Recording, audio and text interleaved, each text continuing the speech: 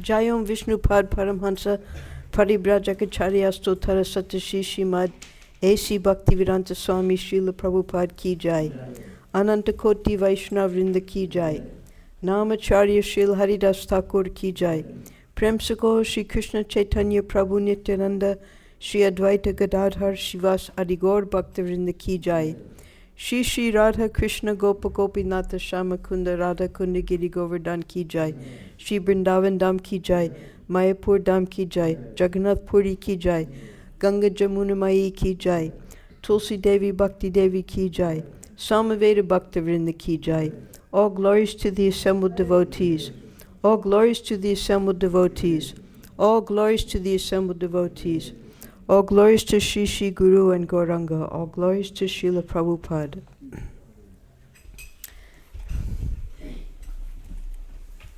Full screen kaise aate? Full screen?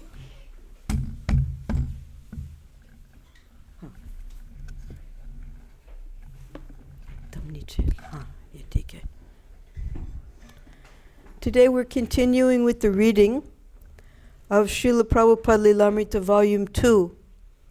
And it's a very interesting part of the episodes of Srila Prabhupada in New York City, because we're going to embark today on the introduction of many of Srila Prabhupada's disciples who remained with him from the very first temple up to this present day. And that's truly amazing. That means from 1966 up to 2024. Some of these devotees have remained faithful to Srila Prabhupada, serving him now as sannyasis, some as grihastas, never giving up his service. And we're going to hear about other devotees who had contact with Srila Prabhupada but did not take the commitment seriously. So they came and then they went, even though they accepted initiation from Prabhupada. Raphael was not interested in spiritual discipline. He was a tall young man with long, straight brown hair who, like Don, tried to stay aloof and casual towards Swamiji. We heard about Don last week. Don was staying in the storefront. He liked living in the storefront for free. He didn't have to do anything. But he maintained his taking of marijuana. He also had a girlfriend who would come and visit him, and sometimes they would be kissing in the storefront. And finally, one of the young boys who was visiting caught him smoking marijuana in the storefront, and they objected. So Don hit the person in the face. It was reported to Prabhupada, and Prabhupada insisted that he could not stay unless he gave up his taking of intoxication. So he left. When Prabhupada introduced japa and encouraged the boys to chant during the day, Raphael didn't go for it. He said he liked a good kirtan, but he wouldn't chant on beads. So in those days, the first initiation had not yet taken place. It was going to be on Janmashtami, and the second initiation was going to be on Radhastami, 15 days later. And because we had no tulsi beads coming from Vrindavan, Prabhupada had the devotees string their own beads, any kind of beads. And Prabhupada told us that they were just as good as the tulsi beads. The important thing was the mantra. So what the devotees did was, there was a handicraft shop nearby in the neighborhood, and they had these big red beads. You can see them here. And they would string 108 of them and then make a Krishna bead. They would do it all by themselves. So we all learned how to make our own beads in those days. We had no other choice. So here in this picture, we don't have a picture of Raphael. I couldn't find one anywhere. Here we have some of the early devotees. This picture is not in New York. It's in when Prabhupada made the second temple in San Francisco. Hayagriva went there. That's with the beard. And next to him is Guru Das. and standing above them is Mukunda Das. So all of them remained faithful to Prabhupada up until their last breath. Of course, Hayagriva, he left this world. Guru Das is still here. He comes and gives us a lot of nectar whenever he visits Vrindavan. He was our temple president here in Vrindavan at the very beginning. Prabhupada sent him here to open the temple with his wife Jamuna. And Mukunda, that's Michael Grant, he was one of the first devotees, and he has remained faithful up until this day. He now lives, we heard a few weeks ago, he gave a class here. He's now Mukunda Goswami, and he has been the minister of communication for the temple. He's opened so many temples for Srila Prabhupada. These are devotees who have really dedicated their lives to Srila Prabhupada. One time Swamiji was locked out of his apartment, and the boys had to break the lock. Swamiji asked Raphael to replace it. Days went by. Raphael could sit in the storefront reading Rimbaud. He could wander around town, but he couldn't find time to fix the lock. So we had heard a few weeks ago about who the superhero literary writers were in those days. There was Nietzsche, Camus, many of the existentialist writers. And this Rimbaud, he was a French poet. And he was a existentialist type, very, how can you call him, debauched. He died at a very early age after engaging in many illicit activities, and he expressed all of his feelings in his poetry. So though Raphael lived in the temple, although Prabhupada asked him to do a simple thing like get the lock fixed, he preferred to ignore that request of Prabhupada and go on with his separate lifestyle until finally he did get the lock fixed. One evening he dropped by the Swami's apartment, opened the lockless door, and made his way to the back room, where some boys were sitting listening to Swamiji speak informally about Krishna consciousness, because actually Prabhupada's door was always open. He never locked himself. Even here in India, the door was always open, but he would keep a guard here because so many people otherwise would come in and disturb Prabhupada all times of the day and night. So there in Vrindavan, in New York is a dangerous place, but Prabhupada's apartment was behind the storefront. There was a little garden area, and you can see here actually there's snow here in this picture. There's a doorway, and the 3 windows there, that was Prabhupada's apartment. And you can also see in America, just like now, if you look all around our temple, we have these red fire extinguishers because we had a big fire here some years ago. A whole room exploded and everything in the room was burnt to ashes. So then we had a whole fire system installed in the temple. So in America, it's mandatory. You have to have fire systems, and these are fire escapes. On the outside of the buildings, they have ladders and staircases so that in the chance of having a fire, people can jump out of their windows and escape on these fire escapes. So there it was in Prabhupada's rooms also. Some of the boys were sitting and listening to Swamiji speak informally about Krishna consciousness. Suddenly, Raphael spoke up, expressing his doubts and revealing his distracted mind. As for me, he said, I don't know what's happening. I don't know whether a brass band is playing or what the heck is going on.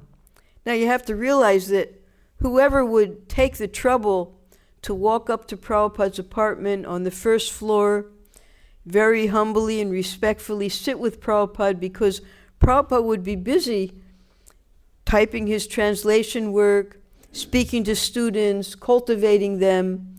And then in walks Raphael in a completely bewildered state. Some of the devotees tensed. He had interrupted their devotional mood. So Prabhupada, he was very, very, very compassionate. He said, "Raphael is very candid," Swamiji replied, smiling, as if to explain his son's behavior to the others. So Prabhupada, at this point, he was allowing anyone who even had the slightest inclination to take up spiritual life to stay in the storefront. All the young men, there were no women at that time who were staying in the storefront. Only young men could stay there. They would just put out straw mats at night, and during the morning, during the evening, they would have the classes and the kirtans. So Prabhupada, he didn't want to reject anyone. Whatever small bit of fire he could fan, he would try to encourage them to take up Krishna consciousness more and more, even a bewildered soul such as Raphael.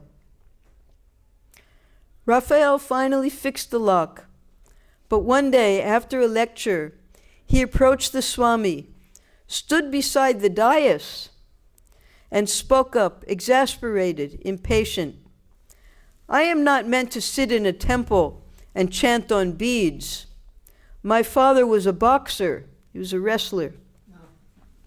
I am meant to run on the beach and breathe in big breaths of air."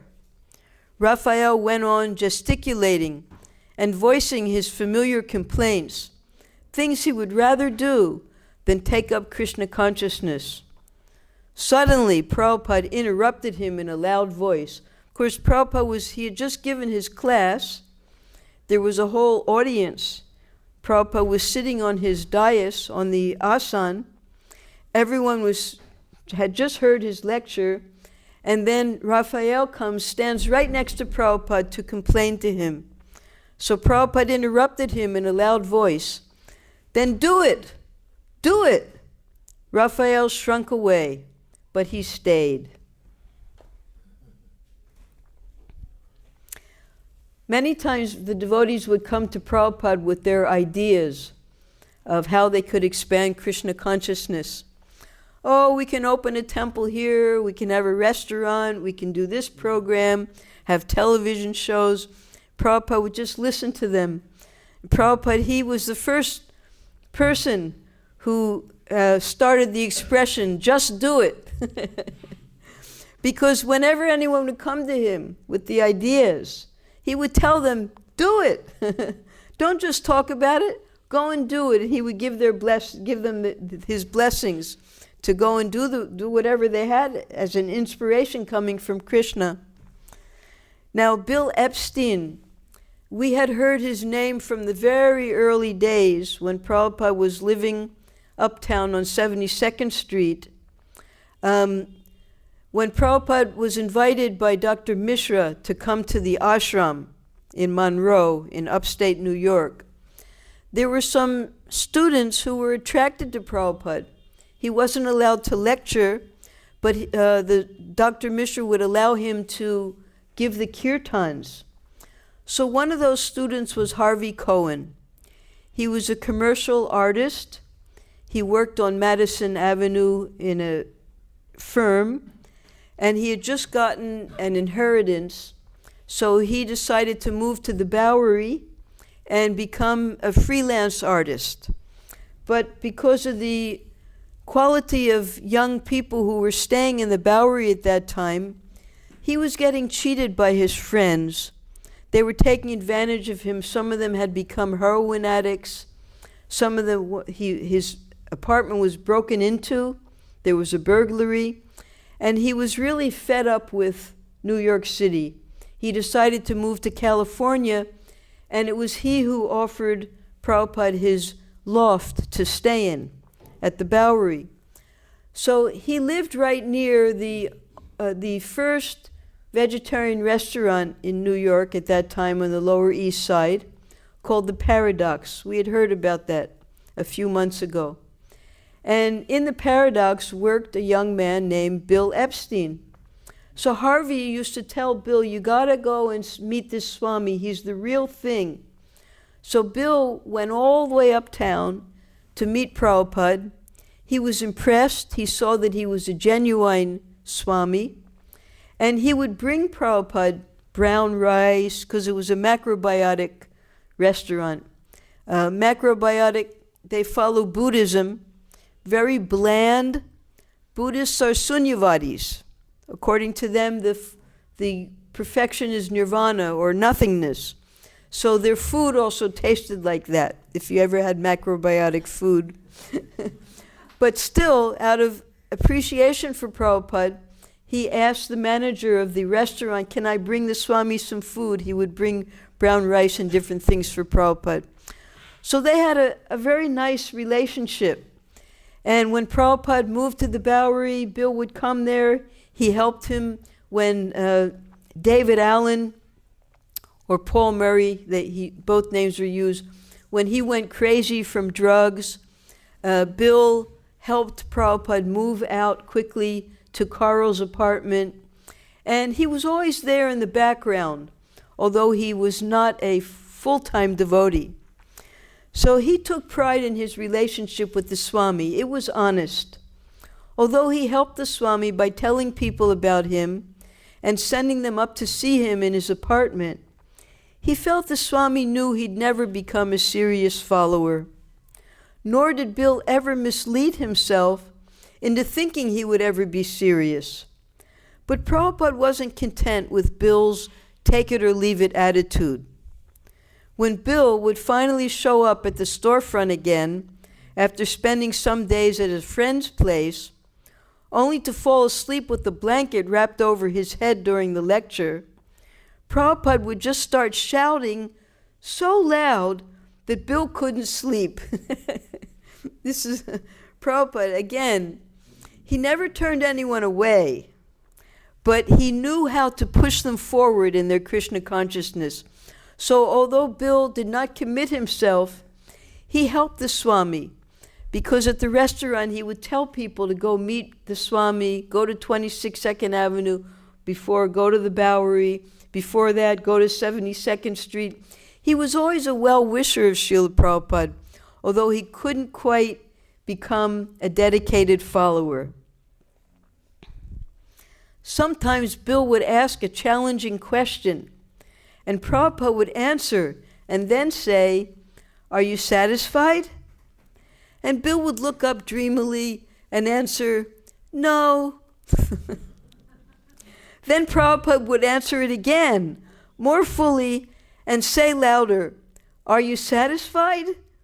And again Bill would say no. This would go on until Bill would have to give in. Yes, yes, I'm satisfied. So they had a particular relationship. Bill knew just how to prod Prabhupada, and Prabhupada knew how to keep him so that he would hopefully make advancement in his Krishna consciousness.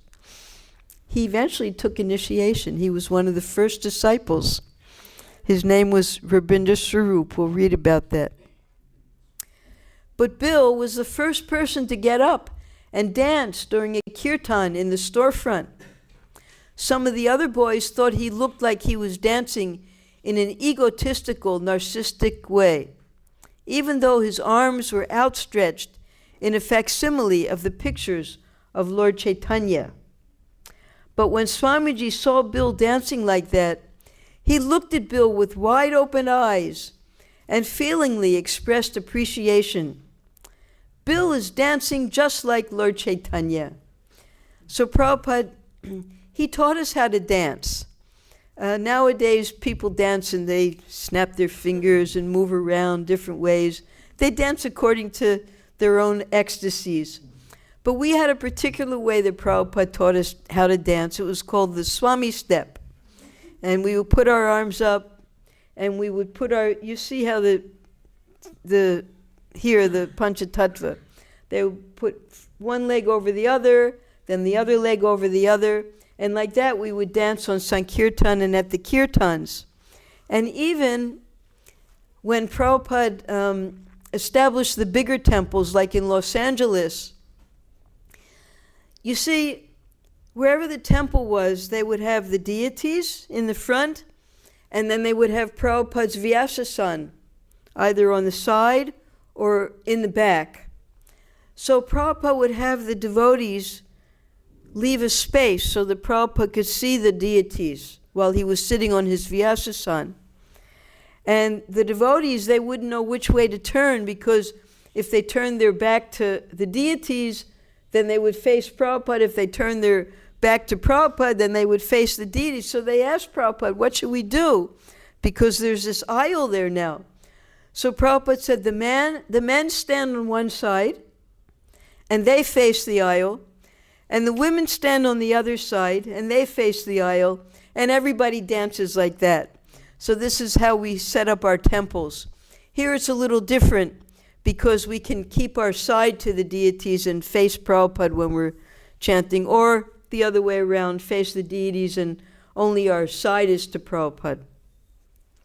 So Prabhupada gave us all of these directions, the simple things that we couldn't figure out unless he showed us how to do these things for setting up the temples.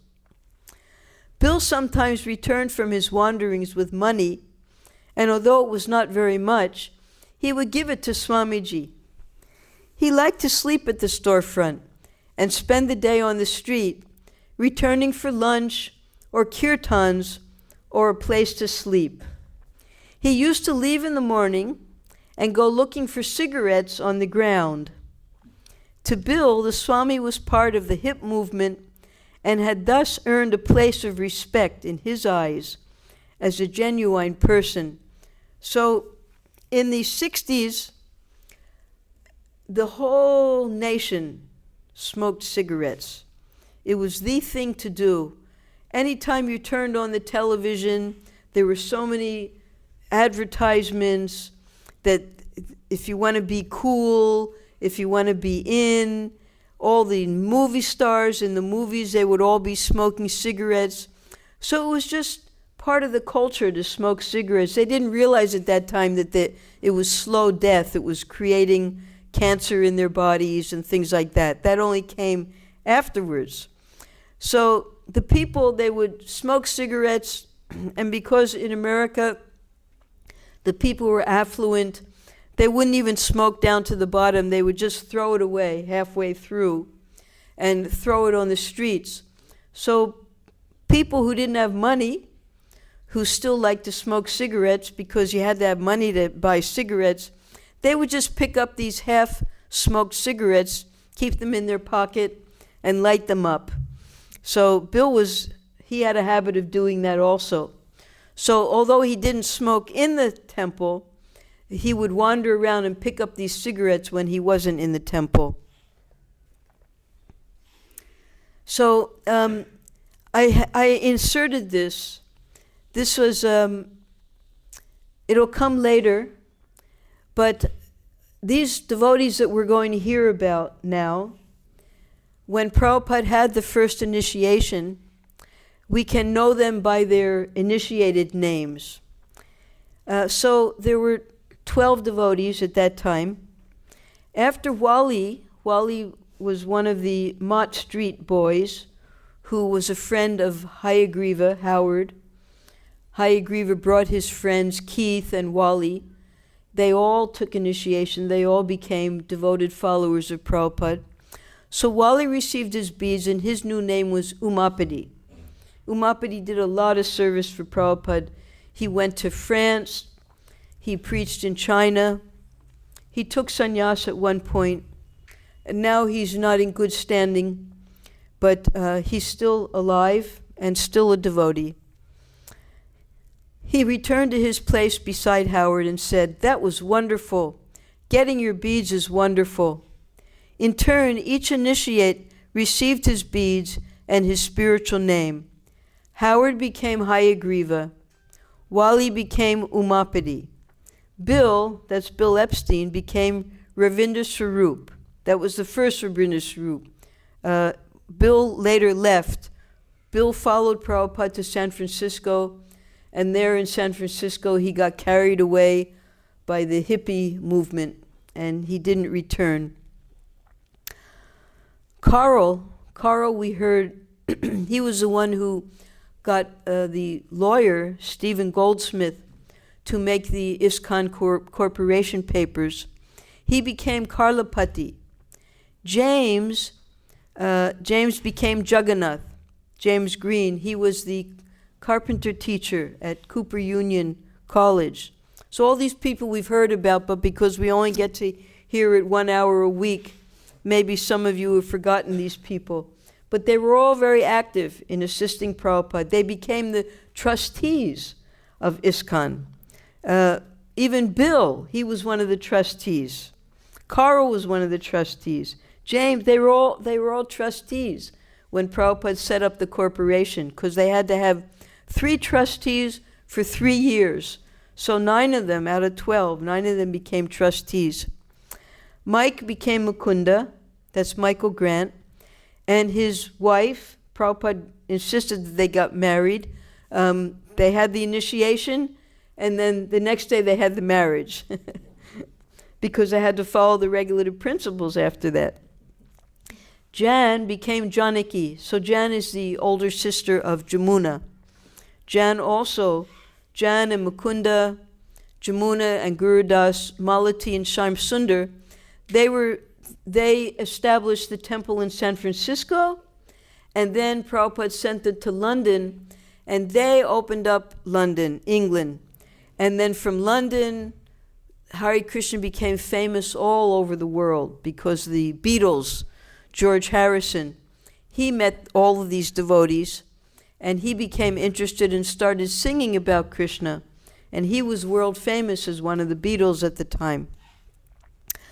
Roy became Rai Ram. And Stanley, we heard about Stanley last week, his mother would only let him live in the monastery, which she called it the temple, the monastery, if Prabhupada took personal care of him. And Prabhupada would make sure that he would eat a lot of prasadam, because he was very skinny, and he would eat up to 10 chapatis, and then Prabhupada would stop him. So that was Stanley. He became Striadish. Another Stanley, a Brooklyn boy with a job, and Janos, a college student from Montreal, both of whom had rather peripheral relationship with the Swami. That means they would come to his classes. Appeared that night and took initiation with the rest, receiving the names Satyavrata and Janardhan. So Janardhan later, because he was from Montreal, he could speak French. He went to Montreal, opened the temple there, and later Prabhupada came from San Francisco. He had to leave the country. He went to Montreal. There in Montreal, in Canada, he got permanent residency. And with that permanent residency, he was able to get an immigration visa into America. So that we'll read about, that'll be, I don't know when we'll ever get there, but we'll read about how this Montreal temple was opened. So this is just so that all of you, because now we have like a whole cast of characters around Prabhupada, like the sun and so many planets orbiting around Prabhupada. And each of them had their own personality. Each of them had their own way of serving Srila Prabhupada. Prabhupada would give them different assignments. And we'll hear more and more about them as we read on. Bill objected when the boys introduced signs of reverential worship toward the Swami, starting with their giving him an elevated seat in the temple. So when Prabhupada first got 26 Second Avenue, it was completely empty. No pictures, no rugs. There was only one bulb hanging from the middle of the room. And then the devotees we had read, the Mott Street boys, they decided to surprise Prabhupada and make a nice dais for Prabhupada to sit on with curtains. They got curtains dyed purple, and Robert Nelson brought a big carpet for everyone to sit on. They all got together secretly and surprised Prabhupada one night, and Prabhupada appreciated it. He said, "You're advancing in bhakti at this time." But Bill because remember, Bill had come from the Buddhist and the macrobiotic background, and completely sunyavadi. So he didn't appreciate all of these so-called improvements. He felt that it was a bad sign that they were giving Prabhupada now more respect. He was sitting on an elevated seat. They learned how to offer obeisances. At the time of initiation, Prabhupada would teach them the pranam mantra, Nama Om Vishnu Padaya, Krishna Prastaya Bhutale, Srimate Bhakti Vedanta Swami Niti Namine. That was the first. The second one that we sing, Namaste Saraswati Deve Gauravani Pracharine, Nirvisesa Sunyavadi Paschatya Deshatarine, that was written by Prabhupada's very first disciple in Jhansi, Acharya Prabhakar, because he was a Sanskrit student, an Ayurvedic and Sanskrit student. He wrote that because he understood Prabhupada's mood and mission, Paschatya Deshatarine. So that came later, but at the time of initiation, Prabhupada taught the first pranam mantra. He taught them how to bow down, and Bill was objecting to these improvements. As the boys who lived with the Swami gradually began to show enthusiasm, competition, and even rivalry among themselves, Bill turned from it in disgust. He allowed that he would go on just helping the Swami in his own way, and he knew that the Swami appreciated whatever he did, so he wanted to leave it at that. So he wasn't ready for devoting himself to Prabhupada as the other boys were. Competition. So even in the spiritual world, you'll find a rivalry amongst the gopis, amongst the cowherd boys. Who will touch Krishna first, right? Who will sit next to Krishna when he's taking his lunch? And amongst the gopis, it wasn't a jealous rivalry. They appreciated what the other gopis were doing to please Krishna, but they all wanted to please Krishna the most. So these things go on even in the spiritual world. But in the Sunyavadi concept of spiritual perfection, these things are considered to be material and egotistic. So that's why Buddhism and the Buddhist philosophy of Sunyavadi and Mayavad, they don't appreciate these enthusiasm for serving, competitive spirit, who could please Krishna more, who could please their spiritual master more. So Bill did not appreciate this new attitude that was developing amongst Prabhupada's followers. Carl Yeargens had helped Prabhupada in times of need. He had helped with the legal work of incorporating ISKCON, signed the ISKCON charter as a trustee, and even opened his home to Swamiji when David had driven him from the Bowery loft. So that night when David went crazy and came to attack Prabhupada violently, Prabhupada had to just flee, and he didn't know where to go. He only had a few people who were seriously interested in his kirtans, his Sanskrit classes. So he went to Carl, and Carl had a big flat, but Carl was married. Carl was black, and he was married to a white woman who had a job, and she was a feminist. Feminist means she believed in equal rights for women. So she was paying the rent, although he was also a professor at a university. She was paying the rent. They had this nice big loft that they lived in. And Carl had a little study room within the loft, because a loft is a huge space and you section it off as you like it. It's not that it has walls, a kitchen is one place, a bedroom is another place. No, you make your own little sections by creating your barriers, like Prabhupada did. He would hang up his dhoti, and that would be where he would sleep behind there, like that, when he lived in the loft. So Carl allowed Prabhupada to stay in his study room and hold his classes there until they could find him somewhere to stay. And his wife, Eva, very much objected to Prabhupada's presence in the apartment because she ate meat, they had sex, of course, they were married, they had cats, they had dogs, they stayed up till late, and their lifestyle was in no way what Prabhupada would approve of, and she felt that. And she felt that Prabhupada was a very bad influence on her husband as well. So if Prabhupada would ask her anything, she would, for water or anything, she would just say, "Go get it yourself."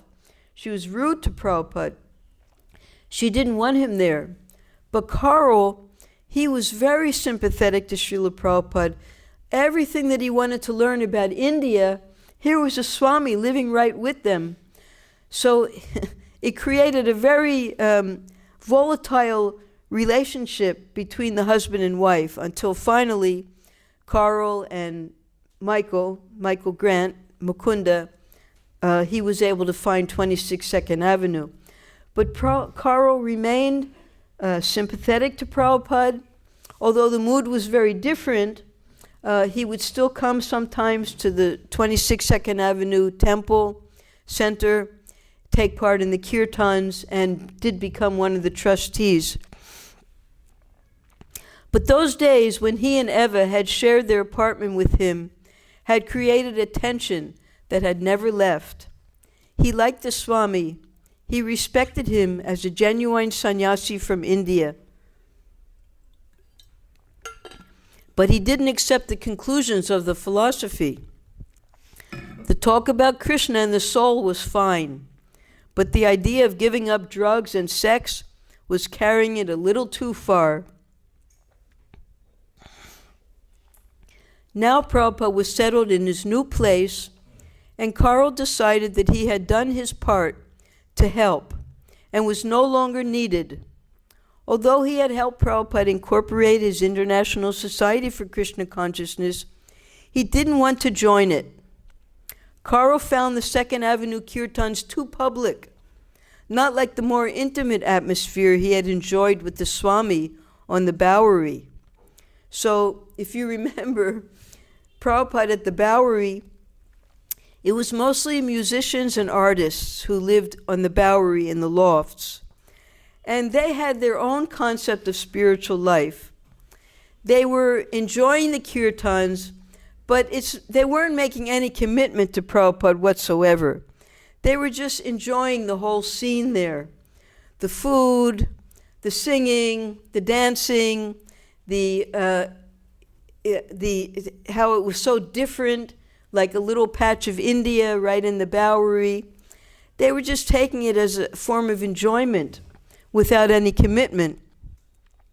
And here at 26 2nd Avenue, well, you can see it was completely packed full with interested people who would come regularly to hear the classes and to take part in the kirtan and attend the Sunday feasts. It was catching on, and the people were becoming committed to Srila Prabhupada. They were trying to actually follow the philosophy that he was teaching, whereas that commitment wasn't there in the Bowery crowd. Not like the more intimate atmosphere he had enjoyed with the Swami on the Bowery. Now the audiences were larger, and there was an element of wild letting loose that they had never had on the Bowery. So we heard that Bill was the first to stand up and start dancing. And then after Bill started dancing, the other guests, they started to dance also. And out of ecstasy or out of intoxication, who knows which, they would sometimes dance wildly. So Carl, being older and more mature, he didn't appreciate this new mood at 26 2nd Avenue with these young new followers.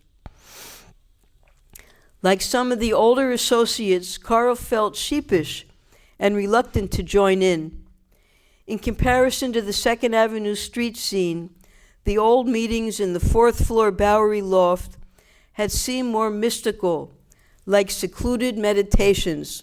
So we can remember that when the first reporter who came to see Prabhupada at the Bowery, when he walked in, he saw young people, they were facing the wall, and they were doing all types of strange meditation, and he couldn't figure out what was going on. And then he saw behind Prabhupada's dhoti, he saw Prabhupada sitting there doing his writing. So he asked Prabhupada, he said, "What are these people doing?" And he said, "I don't know what they're doing, and they don't know what they're doing either." So, yes, Carl and some of the older people, they considered it more mystical, but it wasn't what Prabhupada was teaching them. They had their own concept of what spiritual life was. Carol Bekar, she was the girlfriend of Carl's brother, also preferred a more sedate kirtan. So Carol, she used to help Prabhupada with the cooking. She brought him all of her pots. She was learning a lot from him. They all were. Carl also, anytime he cooked in Carl's apartment, he would be right there with him in the kitchen, learning all kinds of recipes. They loved Prabhupada, but they just couldn't commit themselves. She thought people were trying to take out their personal frustrations by the wild singing and dancing. The few times she did attend evening kirtans on 2nd Avenue were tense moments. One time a group of teenagers had come into the storefront, mocking and shouting, "Hey, what the hell is this?" She kept thinking that at any moment a rock was going to come crashing through the big window. And anyway, her boyfriend wasn't interested. So they had their lifestyle, which included intoxication and sex. And they weren't ready to give that up. And yes, there was some wildness. The people were younger. Maybe they were more intoxicated, who knows. But they were very happy engaging in kirtan with Prabhupada. And they felt more like a father and student, a father and sons and daughters. They felt protected by Prabhupada. So they would come regularly, and they were willing to, I don't want to keep using the word commitment, but they were willing to give this new lifestyle a chance. They were willing to give up their intoxication. They were willing to stop their illicit activities, just as when we'll hear later when Steve Guarino joined, that was Satsrup Maharaj. So he wanted to follow what Prabhupada was teaching, and he willfully, by his own choice, he gave up his sinful activities, because we all know that if you have a glass full of ink, well, how are you going to pour milk in? First you have to pour out the ink, clean the glass, then you can put milk in. So unless you give up your sinful activities, there's no way that you can experience pure Krishna consciousness. And some of these young boys were willing to do that. Eventually someone did throw a rock through the window and break the window, by the way. James Green felt embarrassed. He was the carpenter teacher. He saw that most of the new men were making a serious commitment to the Swami, whereas he could not, although he was one of the first devotees to get initiated, Jagannath Das. He had no bad feeling toward the Swami and his new movement, but he preferred to live alone. Robert Nelson we heard about way 72nd Street. He was a lumbering country boy. But he loved Prabhupada. Any way he could, he would try to take Prabhupada to publishers and to record makers, trying to help Prabhupada publicize his kirtans and books. Prabhupada's old uptown friend never deviated in his good feelings for Prabhupada, but he always went along in his own natural way and never adopted any serious disciplines. Somehow, almost all of those who had helped Prabhupada uptown and on the Bowery did not want to go further once he began a spiritual organization, which happened almost immediately after he moved into 26 2nd Avenue. So there's a shift now. It's like the old guard. You know, they're set in their old ways. The ladies who used to come from Dr. Mishra's on 72nd Street, they objected to the young boys who were coming up to hear Prabhupada's classes. Because they didn't use the word hippie in those days. It was a little too early. But they saw that they just didn't fit in, the elderly women and the young boys. And then the Bowery, and now the Bowery people didn't fit in with the 26 Second Avenue people. So it's just a shift in the audience. But it's like boiling the milk. In 1972, 1973, Prabhupada wrote a very important letter to the temples. It was a temple in New York. He said, we're not interested in the quantity of devotees. Now we have to boil the milk. Boil the milk means whoever we have to, just like when you're boiling milk, it gets thicker and thicker and purer. So now we have to cultivate these people who are joining. And that's what was happening at 26 Second Avenue. There was cultivation going on. New people were coming forward to assist him. And Carl, James, Carol, and others like them felt they were being replaced and that their obligation toward the Swami was ending. It was a kind of changing of the guard. Although the members of the old guard were still his well-wishers, they began to drift away. So these were the people who helped Prabhupada when they walked the 10 blocks with all of Prabhupada's belongings, got him settled in 26 Second Avenue. But these two people who we see here, Mukunda and Janaki, they stayed amongst the group of the Bowery people.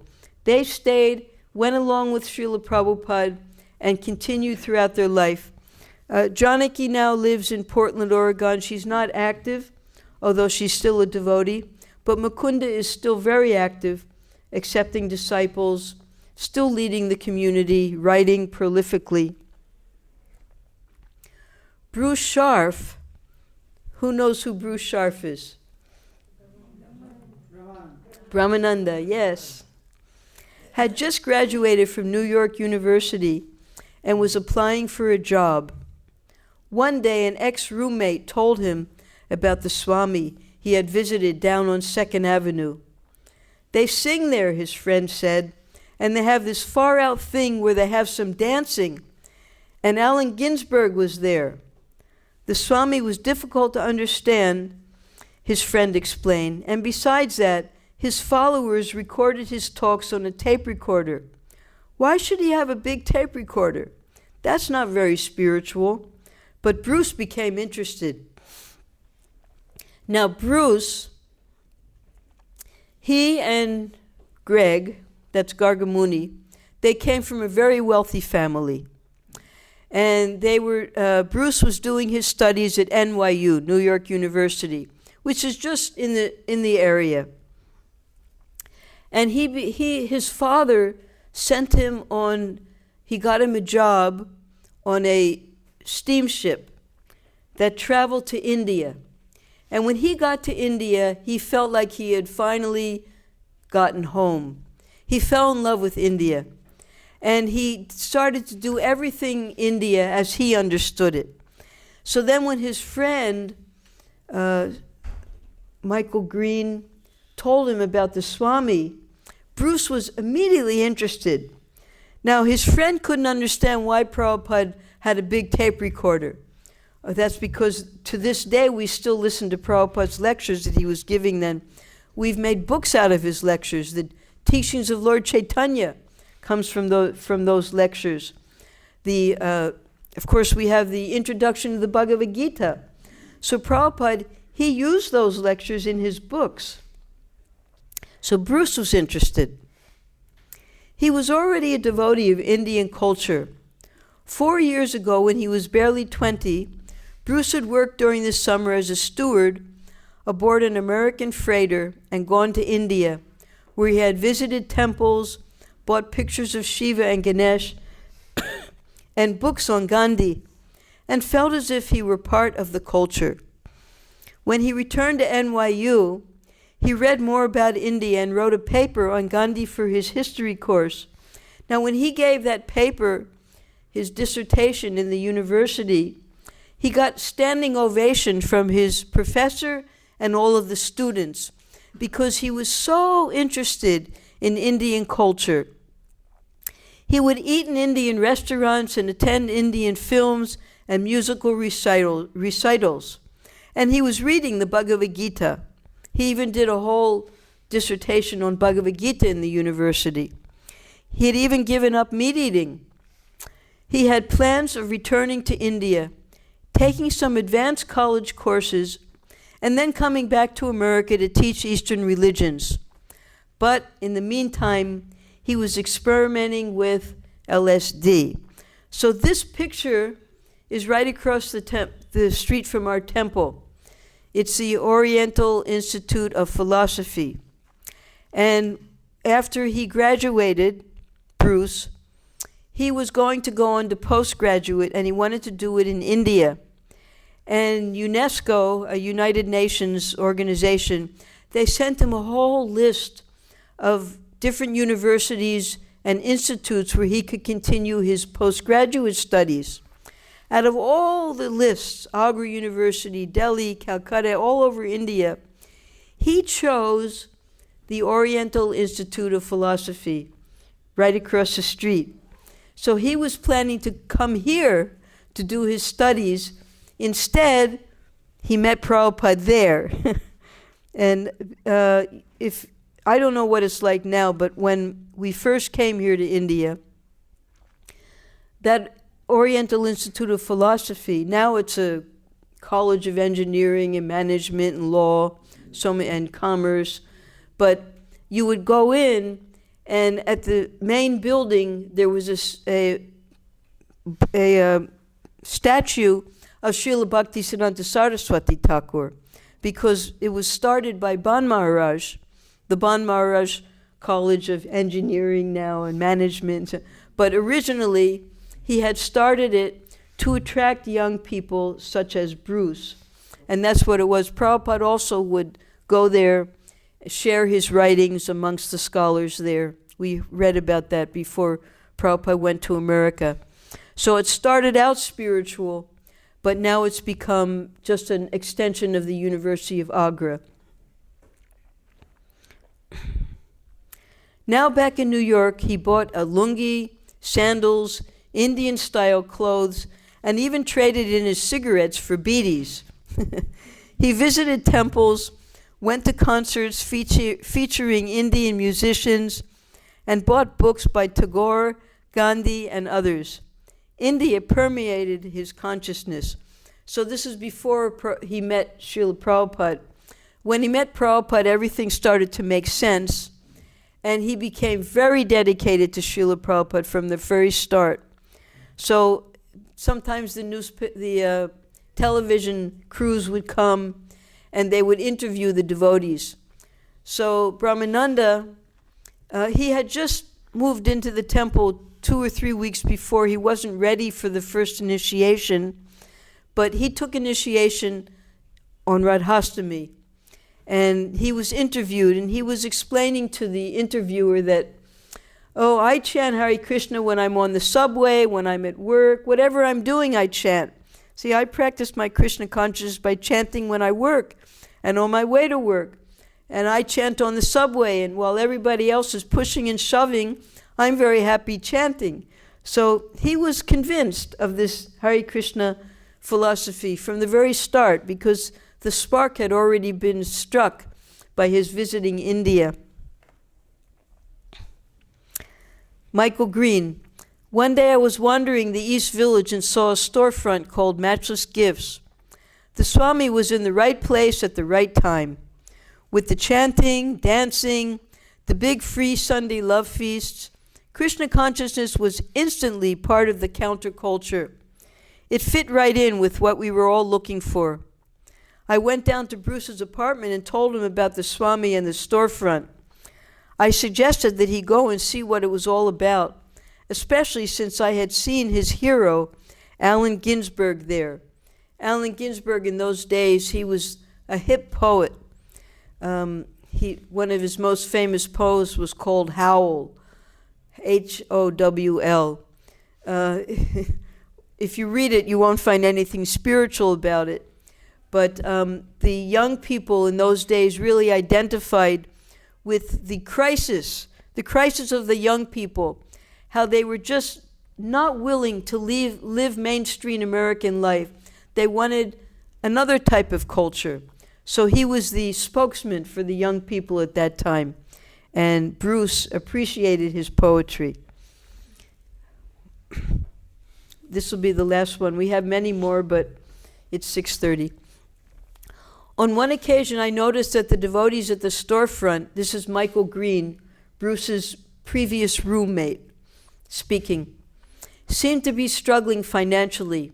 So I took my last $20 and bought a huge sack of rice, donating it to the temple. I have to tell you, I always felt that this donation triggered a major karmic transition in my life, and my path started opening up in astonishing ways. I saw Bruce, and it was exactly what he was looking for. Who would have guessed? It seemed like he had found something he had lost several lifetimes back. He was clearly in his element. In fact, Krishna was bringing Bruce to his doorstep. His life would change forever, and it certainly did. Bruce, Prabhupada called him the mountain of the mission. He was so powerful, Prabhupada made him our first temple president at 26 2nd Avenue. He sent him all over the world for preaching. He had him open up all of Africa. He had him open up East Pakistan. He preached all over India here. He preached all over America. He accepted sannyas in 1970. And we were all so enthused by his example of his devotion to Srila Prabhupada. His samadhi is here in Vrindavan. He left his body here in 2015, and samadhi was made. So we celebrate his life every year. All right, we'll go on next week, hearing more about Prabhupada's new devotees. Hare Krishna. Jai.